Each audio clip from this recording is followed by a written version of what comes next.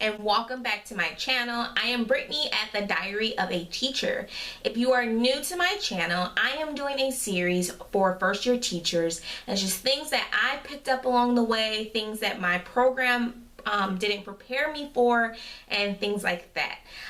This 18-19 school year will be my second year in the classroom, and I honestly learned so much.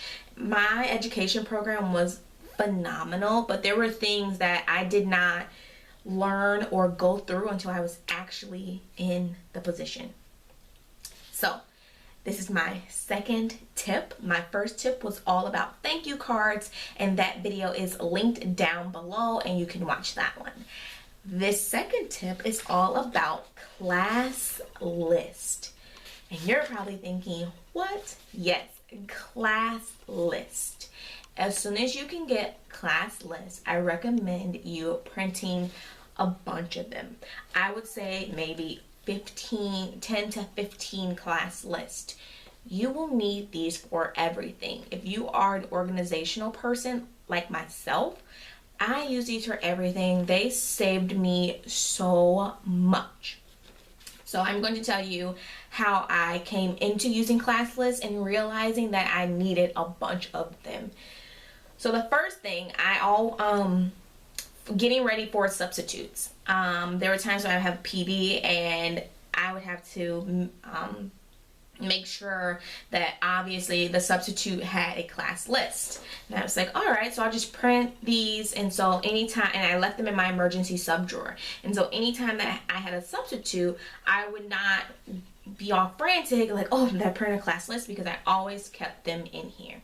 These were important for me because I am departmentalized. So I had a roster for my homeroom, I had a roster for my afternoon group and my morning group. Another reason these came in handy, the first time that I sent field trip forms home, I didn't really think about it, but the next day, I had to teach third grade. They came back with the money and I was like, okay, wait a second. All right, wait. They're handing me envelopes. I had some getting it out of their wallet. They were giving me their allowance. I had some giving me quarters, some giving me plastic bags. And I was like, oh, okay, wait a second. And I ended up pulling a piece of paper and, all right, wait a second. Line it with your money and writing the money down as it came in. And then I thought, how could I make this better? What could I do? And that's where I came into the roster and realizing how important this was. So from then on, I printed a lot of these and I would write all the time what it was for. So I would write field trip and what the field trip was. And everyone who gave me money, I would just check off. And then when it was getting closer, I would circle everyone who did not give me money so it could just be an easy reminder, and I could send dojo messages home like, hi, you know, such and such person gave me their field trip money, and I didn't have to go through a big bag of money looking at envelopes and different names. The other thing, any type of currency this was good for, because we also collect party money at my school, and it was the same thing where I could look and see who had given me party money. Also, Scholastic book fairs, everyone does it differently. I personally collected their money just because they are in third grade and I just wanted to keep it in a safe place, and so I would obviously write their name, but I would check off who had given Scholastic book money. Another thing this came in handy for, sometimes my class was chatty, so I got to a point where I would do morning work.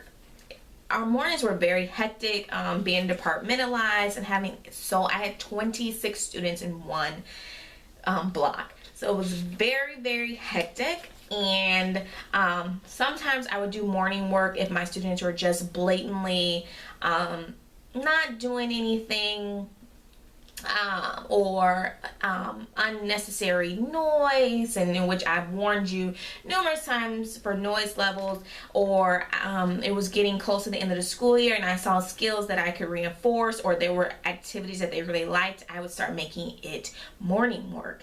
And so something quick, grab a roster as they turn in their morning work, I would just mark it off. And then I even take different color pens and I would write Monday in green. And so everyone who turned in the morning work for Monday had a green check mark.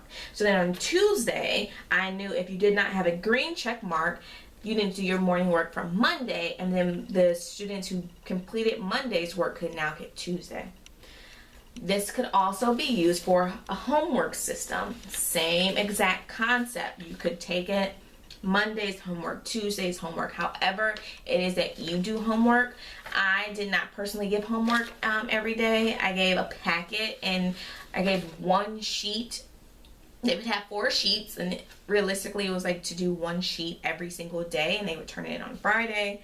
And although it wasn't counted for credit, my students really showed up for homework, and so I did like start this homework club, and so I just wanted to track who was turning in their homework. This was good. We would do Kahoot, and so just to keep up who would win, I would just mark things like that so I could give them prizes. Bingo, if we ever played. If we would sometimes I once had to teach gym, and so I did this for the activity to make sure everyone did everything. It was just amazing.